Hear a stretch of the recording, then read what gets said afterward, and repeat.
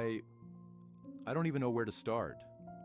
It's like everything I thought was solid just crumbled. My name's John Hargrove, and I've been practicing law for over 30 years now. Built a firm from the ground up with my partner, Susan. We've been friends since college. Heck, we even dated back then, you know? Young and foolish, thinking we had the world figured out. But life moves on, right? I met Elena 7 years ago.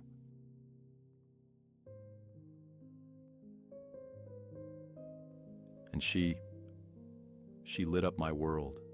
She's 20 years younger, full of energy, that spark I lost somewhere along the way. We got married and I thought, this is it. This is my second chance at happiness. But lately things have felt off. She's been distant, always on her phone, laughing at texts when she thinks I'm not looking. And our pool, yeah, we have one of those fancy ones in the backyard.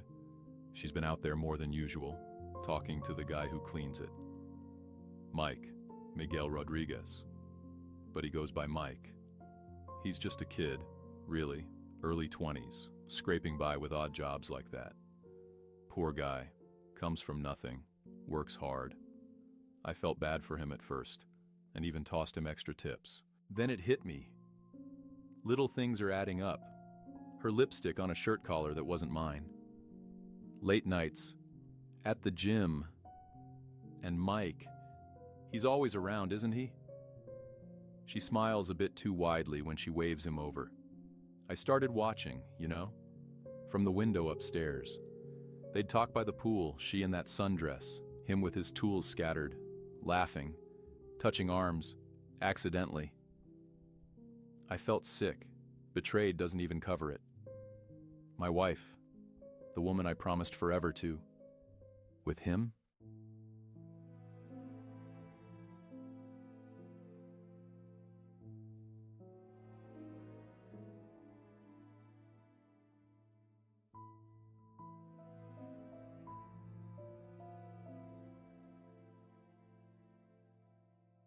But it's worse.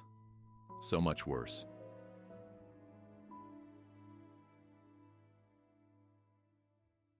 Mike isn't just some random pool boy.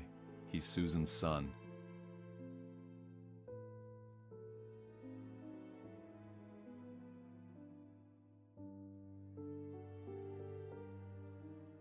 My law partner's kid.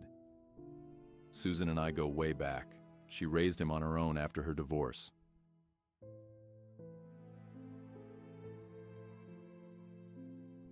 I've known Mike since he was a teenager, helped him with college applications once.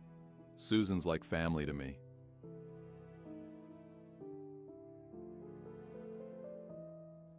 We built this firm together, trusted each other with everything.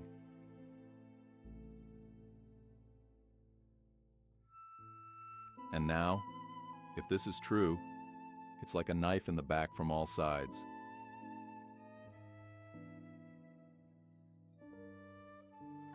Elena betraying our vows, Mike stabbing me where it hurts.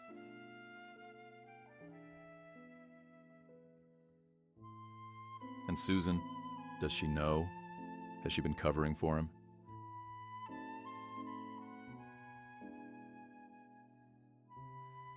We used to date, her and me, back in school. It was casual, but it meant something. Now it feels like that history is mocking me.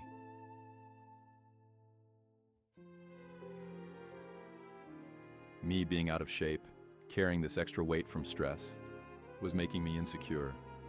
Maybe she's right about that part. I look in the mirror and see a tired old man, but I know what I saw.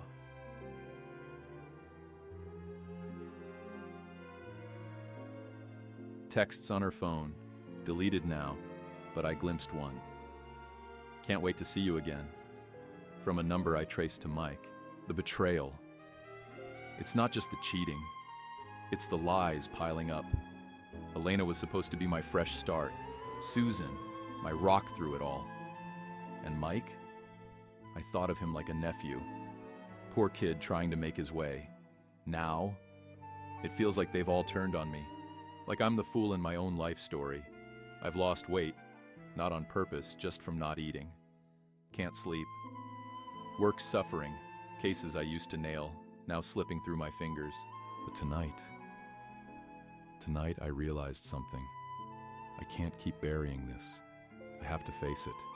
Tomorrow I'm talking to Susan, laying it all out. If Mike's involved, she needs to know. And Elena, we need counseling, or something. Divorce? The word tastes bitter, but maybe.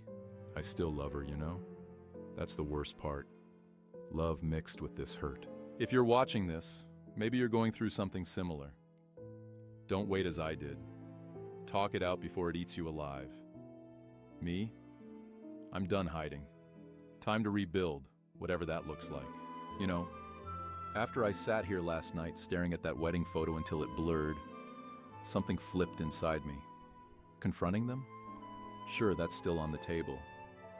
But the more I think about it, the way Elena's been pulling away, the way Mike's been smirking like he's won something, the way Susan's friendship feels like it's been hollowed out, I don't just want answers anymore. I want balance. I want them to feel even a fraction of this ache.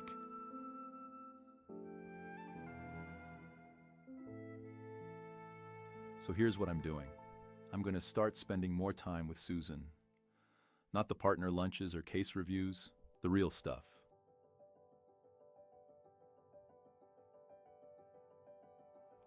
Late nights going over old files, reminiscing about college days when we were close, laughing about the things we used to dream about.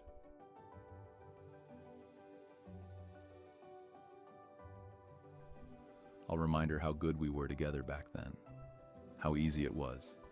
She's still single, still sharp, still the woman who once looked at me like I mattered.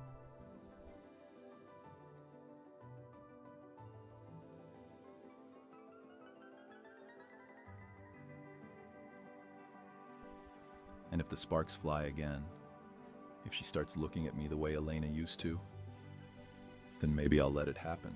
Maybe I'll let her see what she's been missing all these years.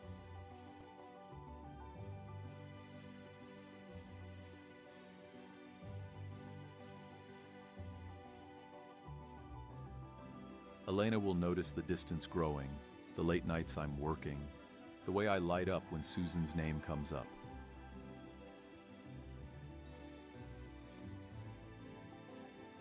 She'll feel the sting of being replaced, just like I have. And Mike, he'll watch his mother get pulled closer to the man he's been hurting.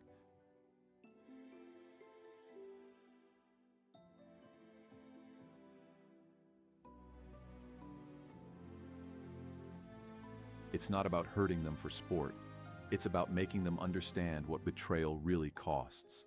Ending things with Elena won't be some messy blow-up. It'll be quiet, final, and on my terms.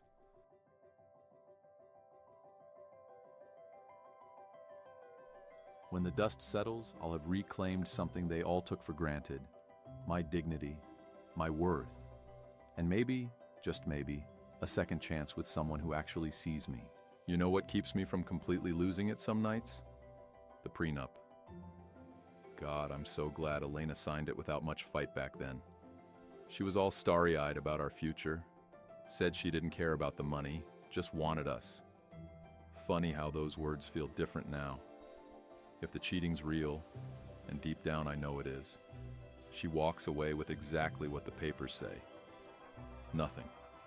No claim on the investments, no slice of the firm's equity I built over decades, no alimony dragging on for years.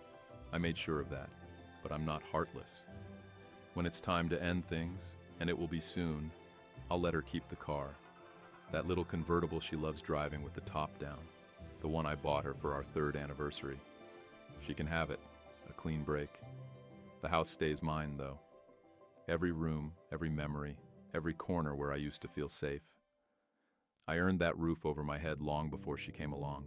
And speaking of earned, Susan told me years ago why she sent Mike to military school right after high school.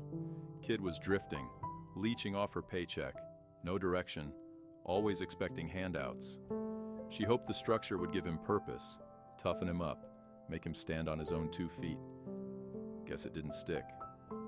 Look where he ended up, cleaning my pool and, if the signs don't lie, helping himself to my wife. Irony's a cruel teacher. But me? I'm done being the generous one who gets played. This time I hold the cards, and when I lay them down, they'll all see exactly what fairness really looks like.